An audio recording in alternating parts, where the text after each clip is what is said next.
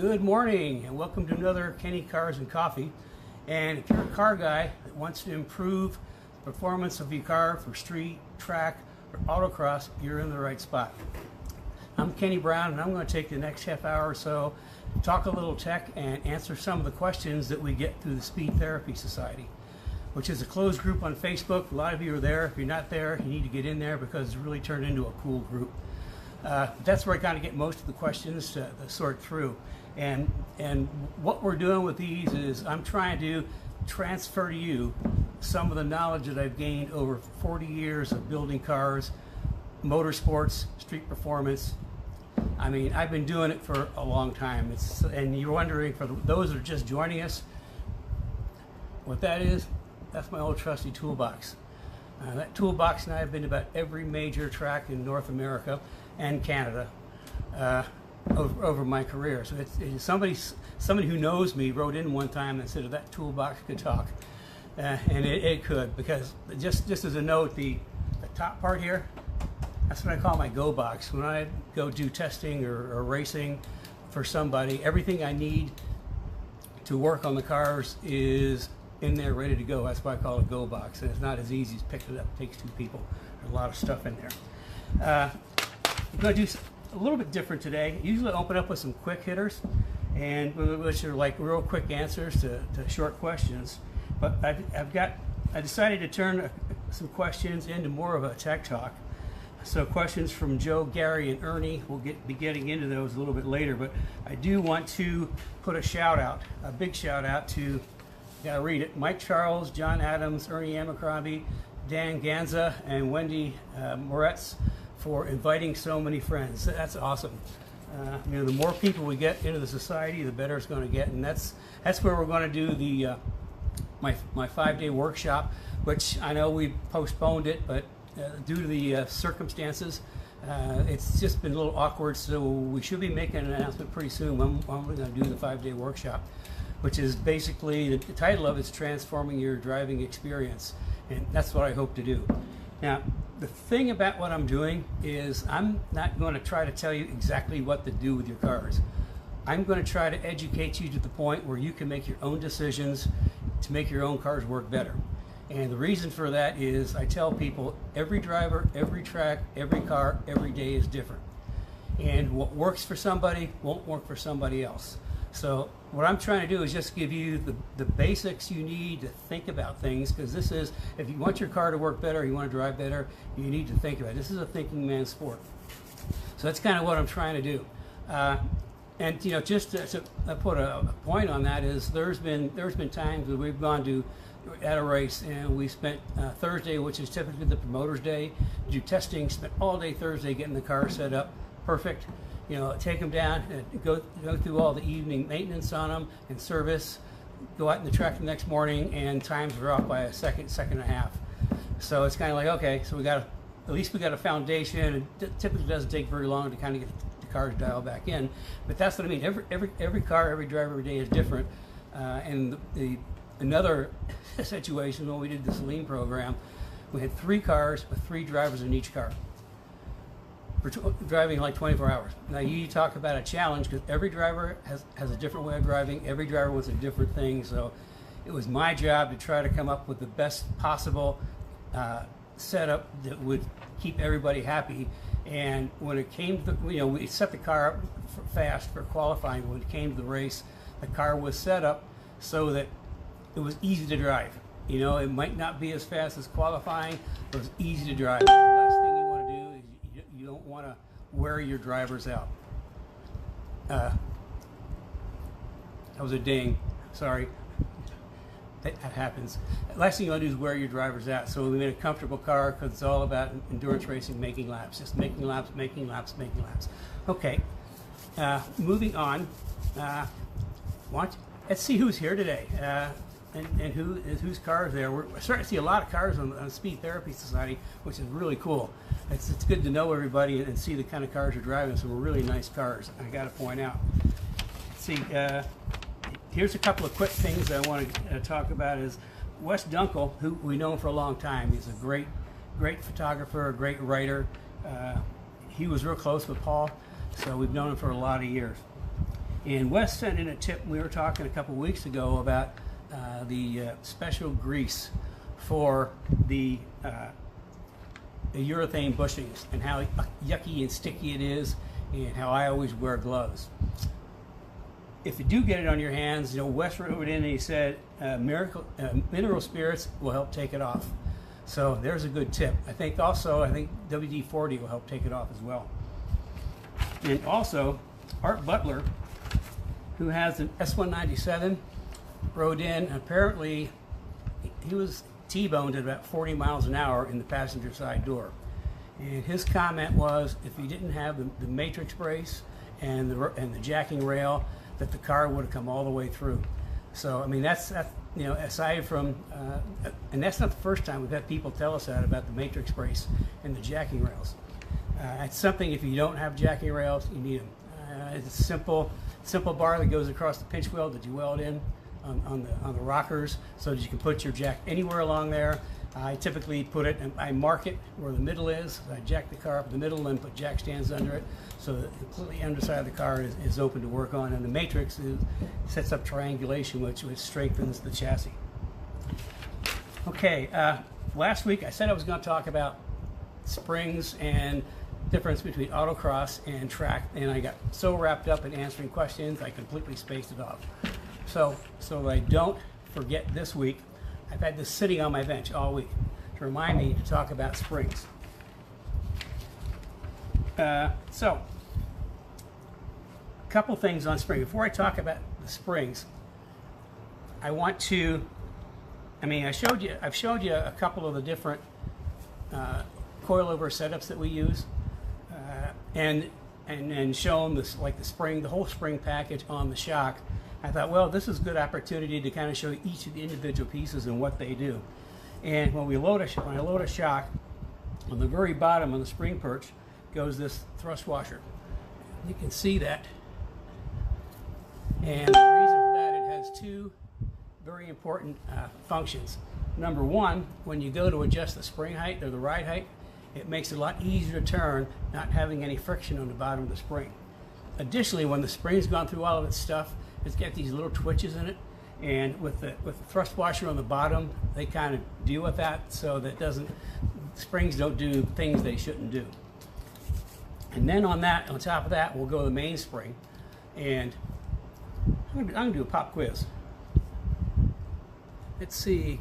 You see the numbers on there? Of course, they're backwards, but the numbers are 0800.250.0350.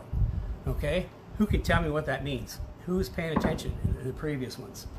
So we'll see who gets it right. So the main spring goes on, and then there's a little spacer ring that sits on top of the main spring, and then the helper spring goes on top of that. Now people ask, what's the helper spring? Well, the helper spring is nothing more than takes up space. It's only got like 12 pounds of resistance. So when the car comes down on the ground, that gets squashed completely. It's on the spring, and the reason for that, I know you've probably seen like a lot of aftermarket shocks have these great big long 14-inch springs on them. Well, that's because they're really soft springs, and with soft springs, they'll squash down as you put the car down on the ground. Well, when we get up at higher spring rates, as you know, I like a lot higher spring rate than everybody else. When you get the car adjusted ride height on a firmer spring, as soon as you jack it up, you got a gap up to the top spring perch. So all of a sudden the spring rattles around, and the whole purpose of the helper spring is just to keep it from rattling around, so it comes down straight. Now, back a long time ago when I was doing like open wheel cars, V's, Fords, and Ford Atlantics, every time we take a car down off the stands onto the ground, we have to go around with a mallet and whack every spring perch. You hear this bong as the string drops into place. And if we didn't get it to go into place, as soon as the driver starts driving off, at the first bump you hear it go into place. So the whole purpose of the helper spring is to take up the gap. Now, track driving and autocross driving. Track driving, when you're going around a corner, the car is loading. First of all, the purpose of the spring is to hold the car up. Okay? Now, divert a little bit here. Springs and shocks, you should always talk about springs and shocks in the same breath, because springs and shocks need to work together. And it's kind of like beer and pizza. They just go together real well. Because the spring, as it squashes down and goes back and forth, it creates oscillations. And the shock's job is to control the release of that spring after it's been compressed. And you've probably seen cars that have really bad shocks going down the road, just bouncing. Well, that's what happens if you don't have a good shock, and you have the spring oscillating. So the whole idea of the rebound on the shock is to, after the spring compresses going around the corner, to control how quickly or fast it comes back up. So that's why I do most of my tuning on cars is with the rebound, because the rebound, basically rebound tuning is from the apex to the track out, and that's because you're controlling how the spring unwinds. Bump gets you from turning to the apex, rebound gets you from apex off. Now on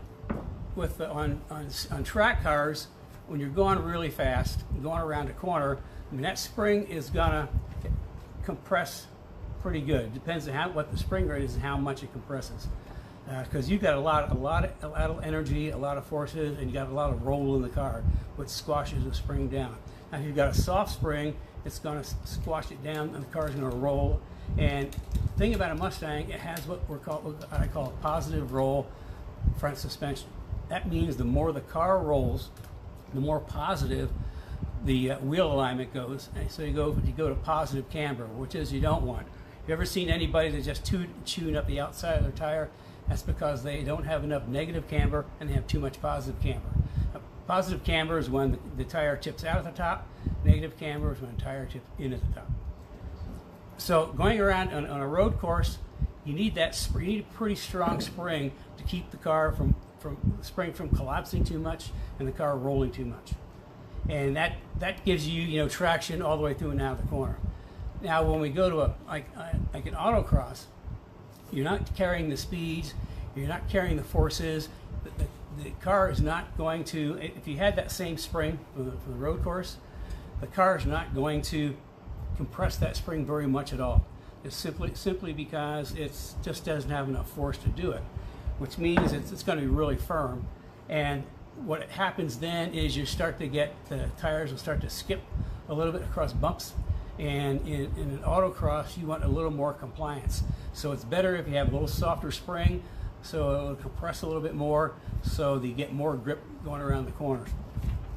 Now, it is possible to have a spring that's good for both autocross and track. It just has to be something in the middle. And again, I'm trying to give you guys theory so that you can kind of figure out what to do on your own. I've done this for 4 decades. Wake up in the morning, that's what I do all day, and go to bed at night 7 days a week. So the experience that I've gained over that time, I'm trying to share with you, so maybe I can save you some of the pitfalls and landmines that I discovered through my early days of my career. Certainly I've gotten better, but everything is guesswork. When you go to set up a car for the track, it's guesswork, because you just don't, like I say, every car, every driver, every track, every day is different. The thing is, when you do it enough and you keep notes in your notebook, when you get back to that, you're going to be able to make better guesses, better decisions, and your setup time is going to be a lot quicker. When I go to a track day, the entire first morning, I do nothing more than set up the car. I set up the car first and then go fast. And it's kind of cool because I'll be working on car setup Saturday morning, and some of these hot dogs are just flying past me thinking they're pretty cool. But after I get that car set up, come the afternoon, and the next day I'm flying. I mean, I'll go past them, make them look like these little cars in the cartoons that just spin around. So I'm recommending you do the same thing. Work on setup the first day and then go fast. The last thing you want to do is try to go fast the first session of the first day, because that's going to be a calamity. So on an autocross, you want the car to compress a little bit more. If you've got double adjustable shocks, you can use bump to achieve that. More bump for the road course, less bump for autocross. If you've got a single adjustable shock, a lot of single adjustable shocks do both bump and rebound, but mostly rebound. You can typically, if you've got a setup for the track, and let's say like on H&Rs, you're running like 6 clicks of bump. for the track. Well, you maybe want to turn that down to 1 or 2 clicks. And again, the only way to find out what's going to work for you is try it. Try it. Every adjustment you make, try it and write it down in your notebook. The 2 things you're going to hear me harp on the most are notebooks and tire temperatures. And here's a notebook from the Mustang Challenge, and every different event has a section in there, and contained in that is everything I need, everything that's happened. My notes on what we did to the car, the tire temperatures, and we'll get into tire temperatures, the tire temperature sheets in the workshop, and that information about the track, information about motels, part stores, everything you need to know, you should know when you go to a track. You need to write in there, because the next time you go to a track, you're not going to start from scratch. You're going to have a starting point. And the other thing I have in here is we start with a setup. And the setup sheet is in the shop. We'll set up the car before we go to the track, and then through the course of the weekend, obviously we'll make adjustments and make the car faster. But when we get back to the shop, the first thing we do is called set down. And the set down is we go back through and do the exact same things we did for setup, take the measurements, because even though we've got notes, we said this, this, and this, we wanted to be sure that whatever we did, we've got logged, because when we go back to that track the next time, that's our starting point, which means getting the car dialed in is going to be quicker. And you could do the same thing by keeping your notebook. And here's a little side note. And this is notebook for the Mustang Challenge. And we've been working with Glenn, who has an FR500S, talking to him about making the car better, because it does some diabolical things at times. And in the process, he sent Carrie some pictures, and he was a picture of the trailer with the door open, and I thought, that looks like a Speedworks car. And the next picture down, sure enough, it was the number 44 Speedworks car driven by Ed Lever, which was a sister car to 45 that Ben drove. So it's kind of like a small world. Here Glenn has one of the cars I worked on, engineered for the Mustang Challenge. So you need firm springs for the track, because the car is going to roll, and you want a car to control the roll. Mostly 2-3 degrees negative camber is the best you can get, and that works pretty well if you've got the right spring in there. If you don't have enough spring, you don't have enough camber, you're going to roll, and the outside of the tire is going to get hot, and you're going to burn up the outside of the tires. And I say get hot because the other thing is tire temperatures. I am just a total nut about tire temperatures. When people call and they say that the car's doing this or doing that, and turn to the track, my first question are, what are the tire temperatures? My next question is, how are the shocks set? Those 2 pieces of information are critical. Most important, tire temperatures. And like I say, this is our tire temperature sheet. We'll go over that in the workshop. But tire temperatures are critical. And I'm going to use that as a segue into answering 2 questions at the same time. Carrie's saying that last week you guys did a super job of engagement. You sent me lots of thumbs up and lots of heart-shaped wrenches, which really spread the word tremendously. So really appreciate that. So keep doing that sort of thing, and the little wrenches that go up. And if you need help with the springs and shocks in your cars, I try to a few times a week, 15-minute tech sessions. So you can call in to Carrie, and she can try to schedule a 15-minute consult with you, so I can answer your questions more directly than trying to do it over the airways. Oh my gosh, look at other coming in. Here you go, guys. Okay, here's how I'm going to segue into 2 questions. There's one question on springs. Wait, one question on springs. Okay, this is from Mark Hassenberg. Mark Hassenberg. Hello, Mark. Given that most of us don't have giant R&D budgets, how do you make an initial spring selection for evaluation? And that's where we can help them. That's a good question. How do you make an initial spring evaluation for the best selection? Well, over the course of what we do, you'll be able to understand that a little more. But the best thing is call me. Set up a 15-minute consult. Talk through what you're doing, what you need to do to the car, and I'll try to give you my best guess. Like I said, everything in this industry is best guess. My best guess on what the best spring rate will be. It's just like when people buy coilover shocks from us. Every shock before it goes to you, the customer, is set up. I load it with the springs and pre-adjust it, and I actually custom select springs for each individual driver, for each individual application. And then we'll say, I don't have a setup sheet, but a setup sheet comes with shocks to say what I did and a little tuning guide. So, I mean, okay, here's kind of a rule of thumb. As far as my spring rates. Now, typically the S197, the 550 cars come with front spring rates of about, I think, from 150 and 197s to maybe 160 in the 70 in the 550s. The GT350s have a little more spring rate. I think they get up to like 220 maybe, but you know, that's really not enough spring to keep the car from rolling. A lot of people will sell you off-the-shelf springs. You know, here's a set of springs, put them on your car. Okay, mostly those springs only get you up into the 225 range, 230 maybe, and that's kind of where they stop because it's really nobody offers much above that. In the same token, when you put an upgraded spring like that, you got to be aware that you're out of bounds on how that shock was engineered from the factory, and that might, I mean, it's not going to be bad, but it's not going to be the best mate between the shock and the springs. It's going to be like beer and water instead of beer and pizza and water rather than pizza and beer. But here's how I do my springs. For like touring, we run about a 350 front spring. I always talk in terms of front springs because the front of the car turns. And the first thing it has to do is turn. So the next thing is the spring. For the touring, I like to use like a 350 front. For street performance, 400, and that 400 is also good. For novice track days, up to intermediate track days, that's a good spring rate for all around. For people that are getting serious and they move into intermediate, but they're still running sort of a street tire, it's going to be a 500, 550. And they move into advanced and they're running a sticky tire, that's a 650. Now my car runs 650 fronts and 400 rears.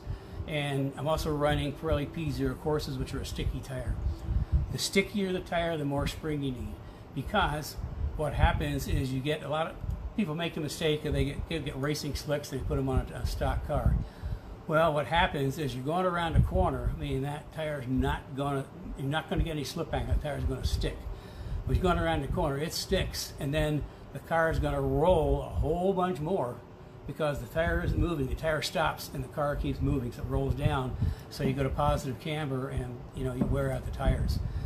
Stickier tires need more spring rate. It's kind of like another combination you need to be aware of. So for the track day guys with standard tires, 500, 550, advanced guys with stickier tires, it doesn't have to be a slick, even like the Pirelli P0 course or any track street track tire is in that 650 range. To give you an idea, Pirelli slicks in the World Challenge on Paul's car, we would run between 850 and say 1,000. So you can see as the grip of the tire goes up and the proficiency of the driver goes up, so does the spring rate, because the more spring, the faster the car is going to be. But if I were to put like a pro setup into a car that was like an intermediate driver, it's a disaster, because you're not going to have the driving skill set to make, think about making instantaneous reactions. It has to be muscle memory that makes those reactions, because the cars are going to be on the knife edge of handling. That's what makes them fast. So that's why I like to start people on a softer setup, so you can learn to drive and learn to feel the car and start getting that muscle memory of what you have to do if this goes that or that goes that, and we work up on spring rate. Now I talked about the H&Rs last week, which come with a 630 front, and it's kind of an exception to what I do, because even though it's a 630 spring, the way the shocks are valved, it's a pretty okay package. I mean, it'll work okay for novice and intermediate drivers. You just have it crank down, and the faster you get, you need to crank the shock up. And you'll know when you need to add more shock. If you go through a bump and it does like a second bounce after a bump, you need to add more shock. If the thing just doesn't want to grip coming off the corner, add a little more shock so we keep the spring compressed so it doesn't unwind as much, so you have more weight on the tire, which means more grip. We have 5 questions. 5 questions. I haven't even got to my guys yet. Okay, go ahead. Okay, so this one relates in reference to Mark Hassan. This is from Dino Urso. Okay, Dino. In reference to Mark Hassenberg's question on proper spring selection, do you want a text sheet with weight of vehicle, corner weights, and balance to better choose spring selection, and also aero splitter, brake pads, temps, and compound? I think that's the second question. Kind of yes, but not always. The more I know about the car, the better information I can give. Certainly, having some aero in the front is going to add downforce. We want a little more spring. But the thing I'm most interested in at this level, we get to the pro level, I want absolutely everything about that car. But at the track day level, I'm more interested in the car, what's in the car, the shocks, and your level of experience of driving and how you use the car. And that's how I kind of make the choice for springs.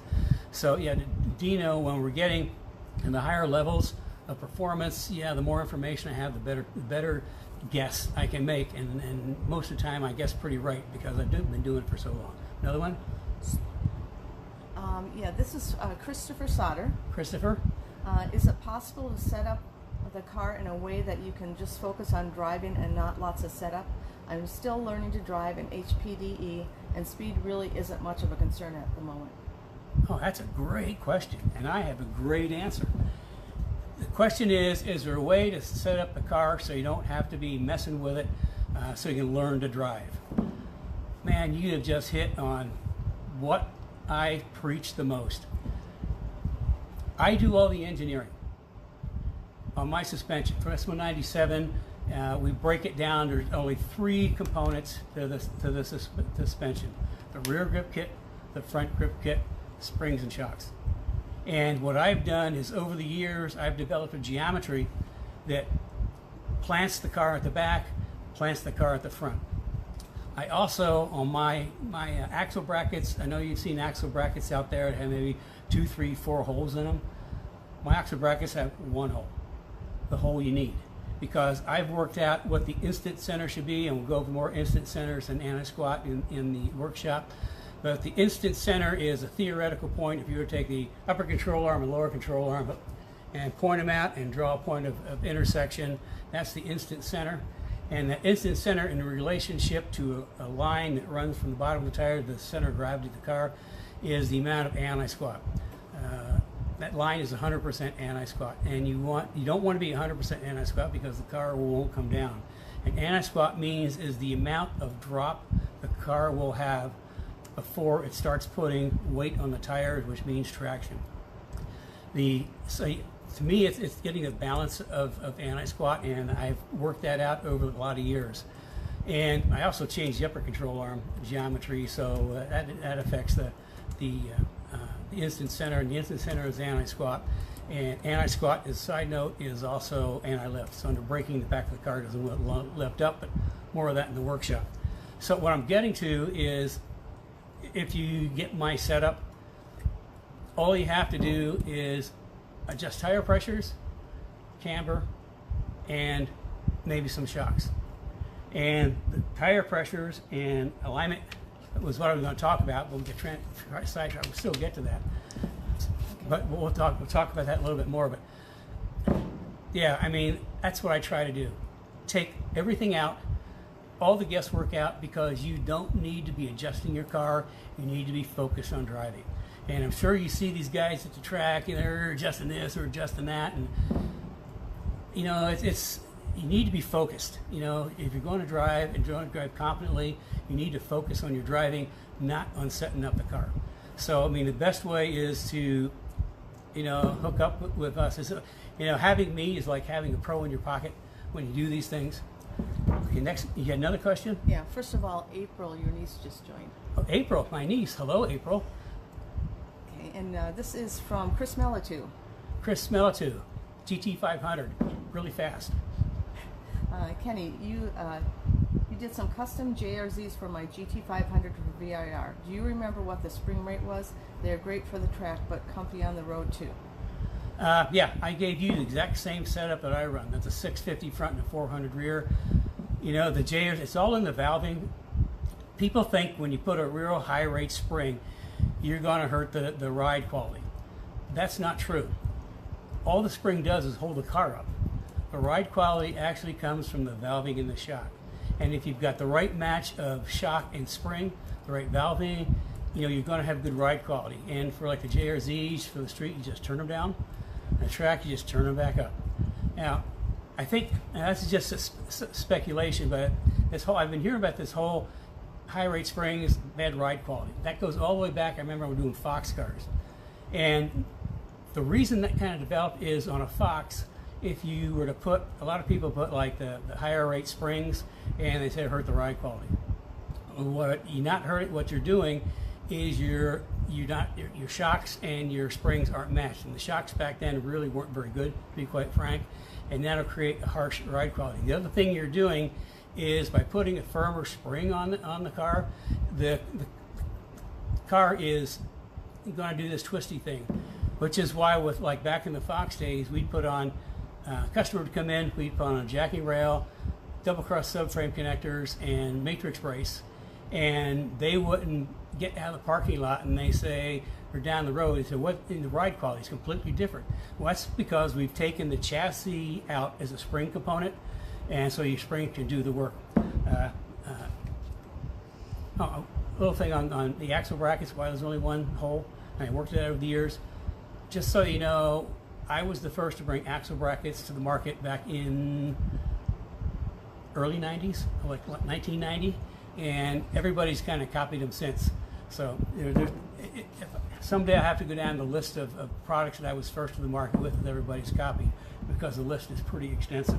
It's kind of, we always say I do the R&D, research and development, and everybody else's R&D is rip off and duplicate. So another question? Sure. Let's see. Okay, Wes Dunkel. Wes. When do you determine when to adjust spring rate instead of sway bar, and vice versa? That's a good question. When to adjust spring rate versus sway bar? To me, you adjust the sway bar and you set the spring rate for the application. You know, Wes also asked a question because when you lower a Mustang, the roll center goes way down. Would it be better to just add stiffer springs and a stronger sway bar? And yeah, kind of okay, but you still have your center of gravity up in the air, and also your frontal area is greater. So even getting the car down lower brings the center of gravity down, which also helps grip. That's why I use an extended ball joint in the front, so we can bring that front roll center back up a little bit after it dies underground. But it's kind of like, if we're doing a pro car, we might be setting up springs, trying different springs throughout the day. But for the track day guy, it's like we need to get a basic spring set up and stick with that, and then you can use the sway bar to tune it a little bit, because the sway bar is nothing more than, it's a torsion bar, so it's an extra spring. So you can make it looser, or if you make it tighter, it's in the same effect as adding more spring rate. So it's like, I like to keep the springs constant, and then do any adjustment with the sway bar. And how can you get these anymore? Oh, you have lots of questions. We can do that next week if you want. Oh boy. Okay, let's see. Jim Flattery. Jim Flattery. Oh, hey Jim. What is the factory spring rate for the S197? So a couple people answered that. Okay, I have to go back and look, but I think I got 4 pages of shock rates, spring rates for not only the cars, but everybody aftermarket spring rate. And I think the S197 is in maybe the 140, 150 range, something in that, and then the 550s I think is in the 170 range. So that's why, jumping up, going from the factory 150 up to somebody's aftermarket 220, that's going to be a big improvement. But it's not, if you're driving on the street, that's great. you're still probably within the range of the shock dampening. But if you're going on track, you got to have that more spring rate. The spring has to control the roll of the car. It has to hold the car up so it doesn't roll over too much. Okay, let's see. I think we might be almost through them. Oh, Chris Melitu. Chris again. He wants to know where you can get one of those Kenny Brown zip-up sweaters. Oh man, good question. We had these, before I took my health hiatus. It was in our, we had them in our soft goods, and a lot of people asked about that. So they'll be coming back at some point in time.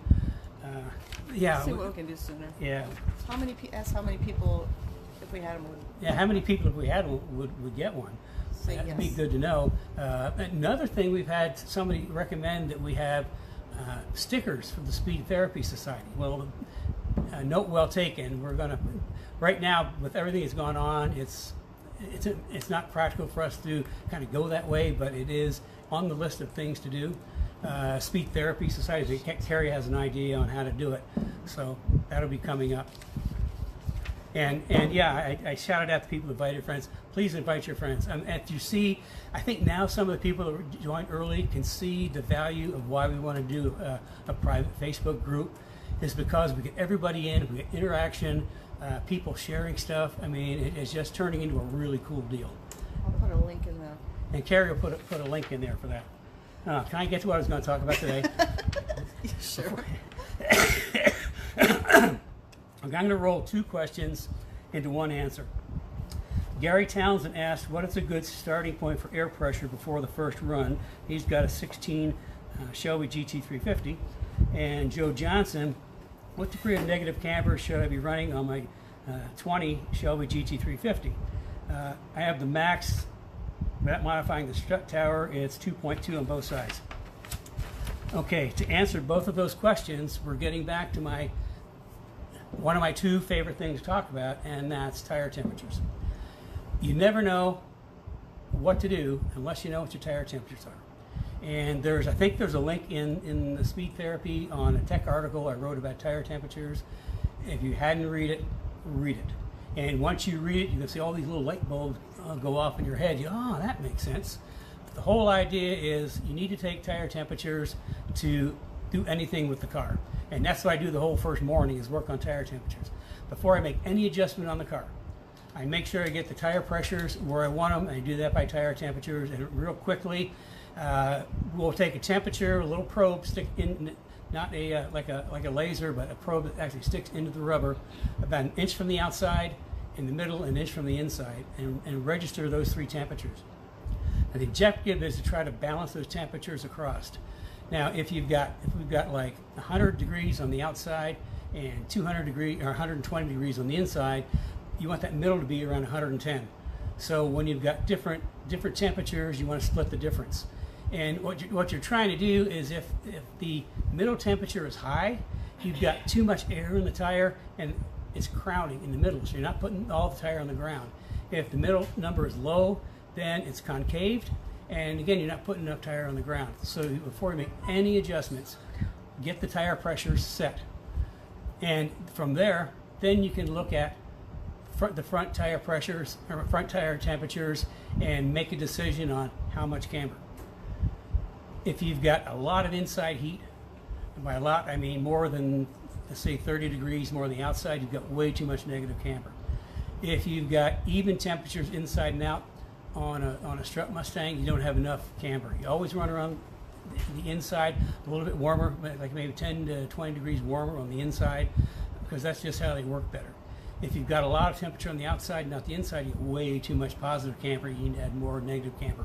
So to answer Joe is, you need to look at your tire temperatures and see if you need more camber, or if you've got enough, or if you've got too much. I mean, I always tell people, we tell them with our camber plates on our coilovers, have people mark it, their street setup, which is like a degree and a half negative camber, and then when they go to the track, just drop them all the way in. Use your tire temperatures to slowly work the camber out to get it where you want. And if it's a right-handed track, you're going to have more camber on the left side than the right side, because that tire is doing more work. So when you look at the tire temperatures, if you still don't have enough inside temperature, you know, with the JRZs we do, and the camber plates that we use, we're getting more camber in 2.2. But if I got a little trick, there's something called cam bolts. Now these, I don't know if you can see that, it's kind of got a lot of, I hate this part of it, it's hard to work with. It's kind of got a offset cam. Well, the purpose of that is you put that in on your strut, on your top, you take your top strut bolt out and put this in, and you can actually rotate that so you can add some camber at the strut. So you can rotate it so you add like up to 3/4 of a degree, maybe even a degree on some cars, of camber at the strut, which means once you get an extra degree there and you get 2.2 at the top and that's a little too much, then you can back it out a little bit. So, I mean, if you can't get into camber any other way, you know, there's a little trick. And then for Gary, that's good starting pressure. You collect all these tire temperatures throughout the weekend, and even after the first day, when you've got your pressures pretty set pretty well, wait till in the evening when the car is completely cooled off, the tires are completely cooled down. Take your tire pressures, because those are going to be your new starting pressures for the morning. Okay, and in the next day you'll start there. You might need to make a few little adjustments, but not much. And at the end of the second day, again, after the tires are completely cooled down, take your pressures, because that's going to be your starting pressure for the next track or next event. And I would always do is whatever the cold pressures are, I would start maybe a pound higher, just simply because it's easier to bleed a little bit of air off in pit lane than to put air in. And speaking of air, if all possible, try to use nitrogen in your tires. Nitrogen is an inert gas that doesn't expand or contract, because air has moisture, and if you fill the tires up on a moist day, it's going to have some funky expansion and it's going to throw your pressures off. So, I mean, you're the ones who have to decide that. I can tell you that on my car, S197, with my suspension and shocks, I'll typically start in the fronts. Now I got to think about this because I don't have my notebook. See how important notebooks are? And you don't have to think if you got a notebook. I think we start about 32 or 33 in the front and 20 or 29 in the back. And you know, throughout the day, those get into the 40s. And the other thing you're going to find, if you do your tire temperatures based off of pressures, based off of temperatures, at the end of the day, you're going to have 4 different pressures for each tire. That's what it should be, because you're asking each tire to do a different job. The left front, if it's a clockwise track, the left front is getting the most work. You're asking that tire to do the most. The left rear is the tire that's getting the second most work. The right front is the tire that's getting the next work, and the right rear is just kind of hanging around, keeping the back of the car up, because it's not doing a lot of work at all. So, and in fact, you do temperatures, I suggest you start left front, left rear, right front, right rear. That way you're getting the temperatures first for the most critical tires. So that's, you know, you need tire temperatures, tire pressures. It's everything is about that. And again, if you call in and say, hey, my car's doing this or doing that, and I said, my first question, I guarantee people out there that know me, they'll know. First question is, what's your tire temperatures? I think Chris has experienced that. So that's kind of, I wrapped two questions into one answer. Now, Ernie's question is, I'm not sure. It's to me, it's a little cryptic, and I have to try to figure out what he's asking. He says, rear, upper, and lower control arms, center link for traction, and you need to work on the front of the car or the rear of the car first. And he's got a 12 Boss Mustang. Well, I'll answer the second question first, rear of the car.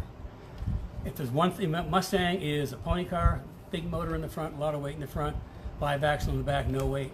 The back of the car is always a problem. That's why we start anybody out on improving their suspension, start with the rear grip kit. And anybody out there that has one will tell you it absolutely transforms how the back of the car behaves, especially GT 500s. And everybody knows that, you know, you get a happy foot with a GT 500 and, you know, they get loose. Remember I told you loose is when the back of the car hits the fence first. And by changing the anti-squat and the roll center and everything else we'll talk about, that that puts more traction down and gives you more control. So back to the car first. Now, what I'm trying to guess is he says the center link for traction. Okay, I'm guessing he's talking about the upper control arm as the center link. And I have heard, I don't know this for sure because I don't do drag racing, but I've heard that people will play with the upper control arm and the pinion angle for traction. You know, that might be fine and dandy for what they're doing. It might work, it might not. To me, you know, you need once your rear end is set with a pinion angle, that pinion angle needs to stay the same, especially if you've got a one-piece drive shaft. The pinion angle is critical. The pinion angle has to be opposite of the engine angle. If the engine transmission point down 3 degrees, the differential needs to point up 3 degrees. So if it points straight, then you get a jump rope and you get all kinds of vibrations. If they point up or point down, you get a jump rope, more vibrations. So they need to be staggered. So this upper control arm is, once it's set for pinion angle, it stays set. And my upper control arm in the rear grip kit is actually longer than stock, and I move the front pickup point so we get a better instant center. As far as traction, you know, the engineering I put into my rear grip kit, this is the 4th generation of my suspensions that started in 1987 with the Saleen, Championship Saleen, our endurance cars. And I've come up with what I feel is the absolute best geometry for the back. And every single piece of my rear suspension, you know, like I tell people, I'm not selling you parts, I'm selling you a solution to grip at the back. And the solution is a system, because every single piece in that rear grip kit is engineered specifically to have a positive impact on rear geometry. The upper control arm's longer, that pickup points move, the axle bracket moves the pickup on the axle down, even the control arms, the bushings are offset, so instead of splayed, they're parallel. And then we move the roll center down to the bottom of the differential. All of those together is what makes it work. And, you know, like I say, to answer the previous question, I do all the engineering, you just bolt the stuff on and go. And then if you have a problem, call me. I will give you a good answer. So, you know, getting back to Ernie, I mean, back of the car is absolutely most important for an S197, especially a Boss or a GT500, because you've got lots of grunt, and it's so easy to get those cars loose. You nail the back of the car down. And as for drag racing, I said, you know, I don't do drag racing, but what I can tell you is drag racing is all about getting grip off the starting line to get you down the track. Well, in my world, I need grip to get the cars off the corner. And it's the same principle that a drag racer would use to get off the line, I use to get off the corner, because as we've talked about before, and we'll talk about again, getting off the corner is the most important part. If you can get off the corner just a fraction faster than the next guy, you're going to be a lot faster down the straightaway. So corner exit speed is critical, and you know, the geometry I've got in the anti-squat and the lower roll center is engineered specifically so you got a lot of traction, a lot of grip off that corner. So you're getting to the gas like before the apex, and you know, by the time you hit track out, man, your foot's all the way to the floor, and you're flying. Or other people on track out, man, they may have to get a little tentative and then get to the gas. Or you know, so the same principles apply for getting a car off the corner as to getting a car off the line. Okay, now we can get back to more questions. Those are the two things I wanted to talk about today. You need to take a sip. I need to take a sip of coffee. Okay, here we go. So I'm going to read a couple comments first that you've had. A couple comments. We'll go into Wes Dunkel. Wes again. Springs and tire grip. My car has a suspension that was too stiff for the tires, and it didn't transfer weight well in Autocross. WAS on responsive. Do you know what WAS? WA? No, but Wes is saying that he had too stiff a spring for Autocross and he lost grip. But that's kind of getting back to what we talked to at the front. You know, for the track, you don't want that car to roll too much because you want the tire to not get overwhelmed or go to positive camber. But on autocross, you're not carrying enough speed, you're not carrying enough load, you're not carrying enough energy to squish that spring down to get the tire to plant. So what happens is you skip across the bumps and it pushes. So that kind of what he was saying, he had stiff springs and he couldn't get grip in autocross is the reason why. I mean, another thing is when we're setting up cars for, in pro racing, for really fast tracks, like say Road Atlanta for an example, we'll set the car up pretty firm, pretty high spring rate. But when you get to a track like Mid-Ohio, for example, it's a really technical track, we'll actually go down on spring rate a little bit, because Mid-Ohio is real technical, it's twisty and turny. You've got a couple of big straightaways, but there's some really important parts you need to be fast at Mid-Ohio. So like fast track, firm tires, more technical, slower track, springs, softer springs. Okay, and what Wes was saying... I'll give you a good example. Mid-Ohio, 1987. Steve was adamant that we run a specific spring rate. And I wanted to go up on spring rate, and no, he wanted to run a specific spring rate. Okay, so I set his car up with the spring rates he wanted. Meantime, I go to Desiree's car and I put my spring rate in her car. Guess who was quicker in qualifying? Guess who also had my spring rate for the race? So, I mean, spring rates can mean a lot in racing. Now back then, a high spring rate would be a low spring rate today, but I mean that's all we had. That you have to work with. You have to work with what you got. So that's a little how a little bit of spring rate can make a big difference. Another example was at Sebring the same year. I wanted to run the big spring rates, and Steve was afraid that they were going to tear it down, because this was the last race. We had 3 championships wrapped up. We needed the 4th championship to make a clean sweep. And he was just panicked that they're going to tear the car down and find the springs illegal, because when I told people before what I did, when I wrote the homologation papers, and all they wanted was free length and wire diameter. So I worked with a spring company. I ended up with 3 different springs that fit the rules. They had the same height and same wire, but they're wound differently, so I had 3 different spring rates. So the middle one was what they were supposed to be, and Steve was adamant that we run those spring rates. I had the firmer springs on for practice and stuff and qualifying, and when it came to the race, he panicked. So I put the softer springs back in. Flag goes down. First lap, Scott Pruitt comes on the phone. What happened to the car? And I'll just leave it at that. Okay. Okay. If they like it. Oh, if you like cars and coffee. We did a lot of those thumbs up things in the beginning, and that was awesome. And also, for people that haven't been here before, those and Facebook has those stupid little heart things. Well, for us, those are actually heart-shaped wrenches. So you can give me some wrenches and some thumbs up, and we'll really spread it around. Because like I say, if you noticed how good the Speed Therapy Society is getting, and there's going to be some other announcements and things that all happen in there. So, that's where the action is going to be. I'll still be doing the Saturday morning things, but most of the teaching is going to happen in the Speed Therapy Society. We're running out of time. Okay. I'm going to ask. This was supposed to be every week. I say a half hour, and so many questions come in. I can't stop, and all the thumbs up are coming and love. So, cool. I think if you talked at a normal speed, that you probably take you 2 hours to do it. Yeah, Terry said if I talked at normal speed, it would take 2 hours. Okay. I try to squeeze a lot into a little bit of time. Dino, can you use Delron bushings or Spilco rod ends and stiffer sidewall tires to kind of control your camber change better?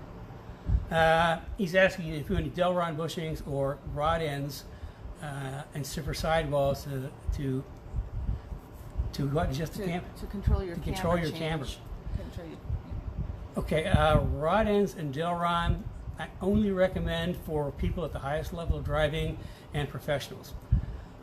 Everything else we use urethane. Urethane is firmer than rubber, but it still has that little bit of squish, which helps in driving. Remember I said set the car up soft? Well, same thing with bushings. You don't want bushings too firm for the beginning drivers, because that makes the cars too reactive, and a lot of people don't have the experience of muscle memory to control reactions. But that's not going to control the camber at all. I mean, the camber is strictly body roll. The more the body rolls, the more positive the front suspension goes, and what using the spring rate to control the roll. Now you get too much spring rate, and on the track, and the exact same thing is going to happen on the autocross. The car is going to skip. If you've got really firm springs and like a street tire, that's not a good match. If you've got really firm, super firm springs, and even a race tire that's too firm, again, it's not a good match. It's going to skip across the surface. So I mean, it's kind of like it's magic. It's just magic. I pull out of the hat. But you got to get the spring shock just dialed in specifically for the application. Control that roll. Have it so you get just enough roll in the camber, so the tire comes flat in the corners. So you're getting maximum surface area, maximum grip. Okay. One more? One more question, but... Okay, one more question. But Carrie's here, as you know. She tries to keep me on track, which is very difficult at times. So she's telling me, oh yeah, invite your friends to Cars and Coffee and the workshop. Like I said, we postponed it a number of times because of the current situation. Everybody's kind of like shut in. So we think that we're going to have a date pretty soon. We just had to get so many things in place, and we're just working with short staff, and it's you people are dealing with it too. But I hope I can give you a little diversion on these Saturday morning things. Break up your monotony of sitting home watching cartoons with the kids on Saturday morning. Which whenever I'm at my son's house, I watch cartoons with my granddaughters. In fact, I know most of the characters in most of the Disney shows. Not that it's important, but that's what you know. Okay, the last question. Last question. Dan Gramza, can you clarify roll center as being mechanical roll center or mass roll center? Okay. Dan is asking mechanical roll center or mass roll center. Keep it simple, mechanical roll center. Because the mechanical roll center is the point that the point of the suspension, theoretically you do all these lines and stuff, that the car wants to roll around. And when the roll center is high, like in the middle of the differential, that's a high roll center. In fact, if you haven't done anything to your car, S197, you're going around the corner, I mean, you can kind of feel the inside tire just kind of coming up and getting loose. But in the rear grip kit, we bring the roll center all the way down to the bottom of the differential, which all of a sudden the rear roll, the car doesn't want to roll up as much in the back, which means, okay, now let's think about this. It doesn't want to roll up as much in the back, which means it isn't rolling up as much onto the front. Okay, front and the back work together. And if it's high, it's going to roll, and just think about it, it's going to put more weight, it's going to roll more weight into that outside front tire, which is why Mustangs push. You bring that rear roll center down, it's not going to roll up as much, and then what we do with the front grip kit, we bring the front roll center up. So instead of your roll centers being like this, they're more like that. So that's why my cars handle just so darn flat in the corner. And once you get turned in, you don't have to wait for the axle to settle because it hasn't rolled up so high that you have to wait for it to come down. That's why you can get to the gas a lot sooner. Like I keep saying, you get to the gas sooner. I'm typically, if not all the way on the gas, mostly on the gas, even before I get to the apex, which means that, in track out, man, my foot's all the way down. And that gives me a lot of launch off the corner. So I think with that, uh-oh, she's writing another note. I can't. Oh yeah, she's reminding me to say, if you need help in spring selection and shock selection, schedule a 15-minute consult. In the comments below, comments below somewhere, and then there should be something to invite your friends to join. And the more people we get, the cooler it's going to be. And I can't wait to do the workshop because I'm just dying to kind of expound some of this information I've gathered over all the years. It's the other thing is just kind of like on a closing note is we've been talking about this, and you guys like this so well. We're trying to think of different ways that we can get my knowledge, transfer as much of my knowledge as we can to you guys. So we're looking at a couple of different scenarios. So there'll be more coming up on that. I got a lot to share. I don't mind sharing share it with my competitors. You know, why not? I was the first person to put a low propaner bar ring roll center down. Now a number of people do it. You know, I was the first person to do offset control arms. Now a number of people do it. So they know what they know why I did it, but what I did, but they don't know why I did it or what the result is. So anytime you do a change, closing note, anytime I do a change in a car, I'm looking for a specific outcome. I just don't make changes willy-nilly, and nor do I want you to make changes willy-nilly. We'll talk more about that. Make one change at a time, and you make a change looking for a specific outcome. Some people will go, I'm going to the track and I'm going to put a sway bar in. Why? Because somebody else did it? Do you need a sway bar? Maybe you do, maybe you don't. We'll get into that in the workshop. So with that, oh my gosh, this is like, well, this is like a bargain. This is a 2-for-1. You got 2 half hours for one this week. So with that, keep your questions coming, because I develop my talking in the Saturday mornings based off the questions that come in, because I want to talk about what you want to know about. And you've probably picked that up from now, because I could talk forever on what I want to talk about. What I want to talk about, what you want to talk about, and what you want to learn. So until next week, stay safe, stay healthy, and we'll see you again next